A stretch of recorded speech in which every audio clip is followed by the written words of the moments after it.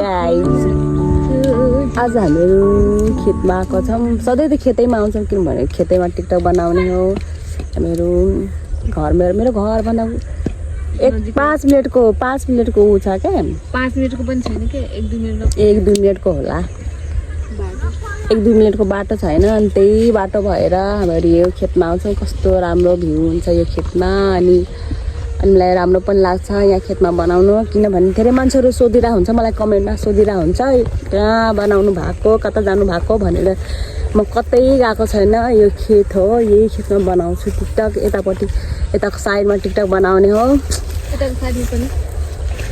अनि बहिनीलाई लिएर आउने हो म टिकटक बनाउनको लागि।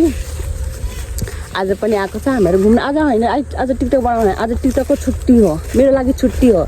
आज यतिकै घुम्न आएको छौँ खेतमा अनि लसुन उखाल्न पनि आएको छौँ किनभने लसुन उखाल्न बेला भइसक्यो त्यही भएर।